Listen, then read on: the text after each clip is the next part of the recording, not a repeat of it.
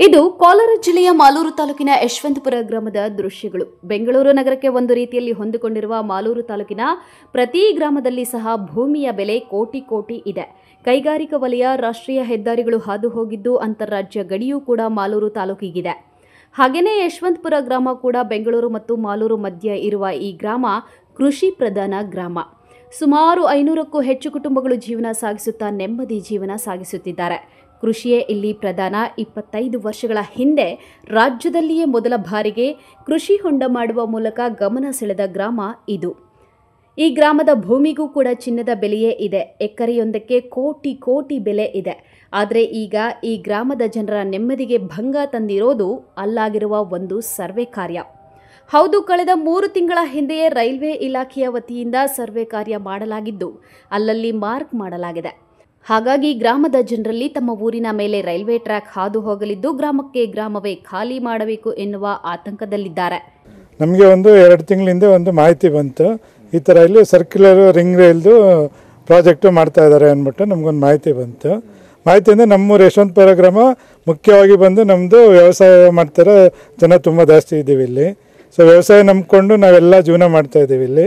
ಏನಾದರೂ ಪ್ರಾಜೆಕ್ಟ್ ಬಂದು ನಮ್ಮ ರೈತರಿಗೆಲ್ಲ ಭಾಳ ತೊಂದರೆ ಆಗುತ್ತೆ. ಅದರಿಂದ ಆರ್ಥಿಕವಾಗಿ ಆಗಲಿ ಅವ್ರು ಅದನ್ನೇ ನಂಬಿಕೊಂಡು ಜೀವನ ಮಾಡ್ತಾರೆ ಅಂದರೆ ಭಾಳ ತೊಂದರೆ ಆಗುತ್ತೆ. ಮತ್ತು ಇದು ಮನೆಗಳು ತುಂಬ ಹೋಗ್ತಾ ಇದ್ದಾವೆ ಅಂತ ನಮಗೆ ಮಾಹಿತಿ ಇದೆ. ಇನ್ನೂ ಸ್ಪಷ್ಟವಾದ ಮಾಹಿತಿ ನಮ್ಗೆ ಬಂದಿಲ್ಲ. ಬಟ್ ಏನು ಪ್ರಿಮಿನರಿ ರಿಪೋರ್ಟ್ ಏನು ಬಂದಿದೆ ಅದರ ಪ್ರಕಾರ ಊರಲ್ಲಿ ಮನೆಗಳು ತುಂಬ ಹೋಗ್ತಾ ಇದೆ ಅಂತ ಹೇಳಿದೆ. ಆಮೇಲೆ ದೇವಸ್ಥಾನದಲ್ಲೂ ಒಂದು ಭಾಗ ಹೋಗುತ್ತೆ ಅಂತ ಒಂದು ಮಾಹಿತಿ ಇದೆ. ನಮ್ಮದು ಇದು ಪುರಾಣ ಪ್ರಸಿದ್ಧವಾದ ದೇವಾಲಯ. ಇದು ಸುಮಾರು 500 ವರ್ಷ ಇರೋ ಇತಿಹಾಸ ಇರೋ ದೇವಾಲಯ. ಇದು ಹೋದರೆ ನಮ್ಮ ಭಾವನೆಗಳಿಗೆ ಧಕ್ಕೆ ಆಗುತ್ತೆ ಅನ್ನೋ ನಮಗೊಂದು ಭಾಳ ಬೇಸರ ಆಗುತ್ತೆ. ಇದರಿಂದ ಮಾರ್ಕಿಂಗ್ ಎಲ್ಲ ಬಂದ್ಬಿಟ್ಟು ಅಲ್ಲೆಲ್ಲ ಇದಾಕ್ಬಿಟ್ಟು ಹೋಗಿದ್ದಾರೆ. ಪೋಲ್ಸ್ ಅಂತ ಹಾಕ್ಬಿಟ್ಟು ಹೋಗಿದ್ದಾರೆ. ಪೋಲ್ ಮಾರ್ಕಿಂಗ್ ಅಂತ ಮಾಡ್ಬಿಟ್ಟು ಹೋಗಿದ್ದಾರೆ. ಇದ್ರ ಬಗ್ಗೆ ಇನ್ನೂ ಸ್ಪಷ್ಟ ಮಾಹಿತಿ ಇಲ್ಲ. ಇದೇನೋ 1000 ಅಡಿ ಅಂತ ಹೇಳ್ತಾ ಇದ್ದಾರೆ. ಸೊ ಅದು ಬಂದ್ಬಿಟ್ಟು ನಮಗೆ ದೇವಾಲಯ ಆಗಲಿ, ನಮ್ಮ ಮನೆಗಳಾಗಲಿ ಮತ್ತು ವ್ಯವಸಾಯ ಜಮೀನು ಇದಿಷ್ಟು ಮಾರ್ಕ್ ಮಾಡಾಗಿದ್ರೆ ಇದು ಹಳ್ಳಿಗಳ ಗ್ರಾಮ ಆಗಿರೋದ್ರಿಂದ ಭಾಳ ತೊಂದರೆ ಆಗುತ್ತೆ. ಇದರಿಂದ ನಾವು ಗ್ರಾಮಸ್ಥರ ಪರವಾಗೆಲ್ಲ ಏನು ಮನವಿ ಮಾಡ್ಕೊತೀವಿ ಅಂದರೆ ಇದನ್ನು ಪ್ರಾಜೆಕ್ಟ್ನ ಕೈ ಬಿಡಬೇಕು ಅಂತ ನಾವು ಸರ್ಕಾರದಲ್ಲಿ ಮನವಿ ಮಾಡ್ಕೊತೀವಿ. ಇನ್ನು ಯಶವಂತಪುರ ಸೇರಿದಂತೆ ಸುತ್ತಮುತ್ತಲಿನ ಗ್ರಾಮಗಳಾದ ಬಪ್ಪನಹಳ್ಳಿ, ಲಕ್ಕೇನಹಳ್ಳಿ, ಚಿಕ್ಕಾಪುರ ಸೇರಿದಂತೆ ಹಲವು ಗ್ರಾಮಗಳಲ್ಲಿಯೇ ಇದೇ ರೀತಿಯ ಭಯದ ವಾತಾವರಣ ಇದೆ.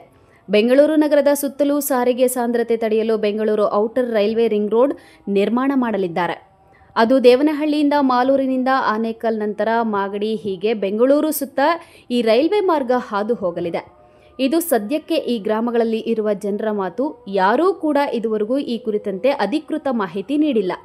ಆದರೂ ಈಗಾಗಲೇ ಸಂಸದರನ್ನ ಭೇಟಿ ಮಾಡಿದ ಗ್ರಾಮದ ಜನರು ತಮ್ಮ ಆತಂಕದ ಕುರಿತು ಹೇಳಿದ್ದಾರೆ. ಆದರೂ ಈವರೆಗೂ ಯಾವುದೇ ಸಮಾಧಾನಕರ ವಿಷಯ ಹೊರಬಿದ್ದಿಲ್ಲ.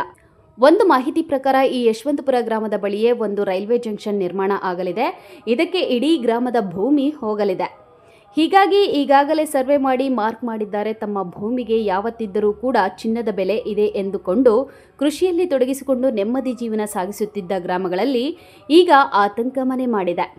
ಯಾಕಂದರೆ ನಾವು ಇಡೀ ರೈತರ ಜೀವನನೇ ನಮ್ಮ ತಾತ ಮುತ್ತಾತನ ಕಡೆಯಿಂದ ನಾವು ನಡ್ಕೊಂಡು ಬರ್ತಾ ಇರೋದು. ಇಲ್ಲಿ ಯಶವಂತಪುರದಲ್ಲಿ ಆಲ್ಮೋಸ್ಟ್ ಏನಂದರೆ 600ರಿಂದ 700 ಎಕರೆ ರೈತ ಭೂಮಿ. ಇದು ರೈತ ಭೂಮಿ ಅಂದರೆ ನೀರಿರೋಂತಹ ಭೂಮಿ.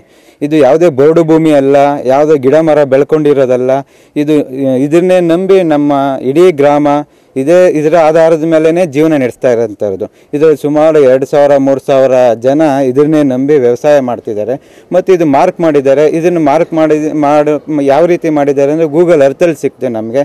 ಇಲ್ಲಿವರೆಗೂ ಯಾವುದೇ ಅಧಿಕಾರಿನೂ ನಮಗೆ ಅಪ್ರೋಚ್ ಮಾಡಿಲ್ಲ. ಇನ್ನು ಇದನ್ನು ನಾವು MP ಹತ್ರ ಮಾತಾಡಿದಾಗ ಏನು ಹೇಳ್ತಾರೆ ಅಂದರೆ ಅವರೂ ನಾವು ಸಬ್ಬರ್ಬನ್ ಮಾಡ್ತಾ ಇದ್ದೀರಿ, ಸರ್ಕ್ಯುಲರ್ ನಮ್ಗೆ ಗೊತ್ತಿಲ್ಲ ಅಂತ ಅವರು ಹೇಳಿದ್ದಾರೆ.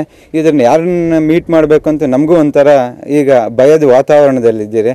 ಯಾಕಂದರೆ ಇಲ್ಲಿ ಎಲ್ಲ ಯುವಕರೂ ಒಂದು ಭಾರತದ ಬೆನ್ನೆಲುಬು ಅಂದ್ರೆ ಕೃಷಿನ ಅವಲಂಬನೆ ಮಾಡ್ಕೊಂಡಿರೋದೇ ಯಶವಂತಪುರದ ಗ್ರಾಮಸ್ಥರು. ಇಡೀ ಕರ್ನಾಟಕಕ್ಕೆ ಕೃಷಿ ಹೊಂಡ ಅಂತ ನೋಡ್ಸ್ಕೊಟ್ಟಿದ್ದೆ ಯಶವಂತಪುರ ಗ್ರಾಮಸ್ಥರು. ಆ ರೀತಿ ನೀರಿನ ವ್ಯವಸ್ಥೆ ಆಗಿರ್ಬೋದು, ನೀರಿನ ಶೇಖರಣೆ ಮಾಡ್ಕೊಳೋದಾಗಿರ್ಬೋದು, ಮತ್ತು ಇದೇ ರೀತಿ ವ್ಯವಸಾಯ ಭೂಮಿ ಒಂದು ಕಡೆ ಹೋಗ್ತಾ ಇದ್ರೆ ಇಲ್ಲಿ ಒಂದೊಂದು ಎಕರೆನೂ ಏನಿಲ್ಲ ಅಂದರೆ 8-9 ಕೋಟಿ ನಡೀತಾ ಇದೆ. ಈಗ ನಮ್ಮ ರೈಲ್ವೇದು ಹೋದ್ರೆ ನಾವು ಎಲ್ಲಿ ಜೀವನ ಮಾಡಬೇಕು ಅಂತಲೂ ಗೊತ್ತಾಗ್ತಿಲ್ಲ, ಭಯ ಆಗ್ತಿದೆ. ಬೆಂಗಳೂರು ಹೊಸಕೋಟೆ ನಂತರವೇ ಈ ಗ್ರಾಮ ಇರೋದು. ನೂರಾರು ವರ್ಷಗಳಿಂದ ಇಲ್ಲಿ ಜೀವನ ಸಾಗಿಸುತ್ತಾ ಇರುವ ಗ್ರಾಮಸ್ಥರ ಪಾಲಿಗೆ ಈ ಸರ್ವೆ ನಿಜಕ್ಕೂ ನೆಮ್ಮದಿ ಕಿತ್ತುಕೊಂಡಿದೆ. ನೂರಾರು ಕೋಟಿ ಬೆಲೆಯ ತಮ್ಮ ಭೂಮಿಗಳನ್ನು ರೈಲ್ವೆ ಯೋಜನೆಗೆ ಕಿತ್ತುಕೊಳ್ಳಲಾಗುವುದು ಎಂಬ ಆತಂಕ ಗ್ರಾಮದಲ್ಲಿ ಇದೆ. ಸದ್ಯ ಈಗಲಾದರೂ ಸಂಬಂಧಿಸಿದವರು ಗ್ರಾಮದವರ ಸಮಸ್ಯೆಗಳನ್ನು ಆಲಿಸಿ ಅವರ ಆತಂಕ ದೂರ ಮಾಡಬೇಕಿದೆ. MMTV news bureau, Kolar.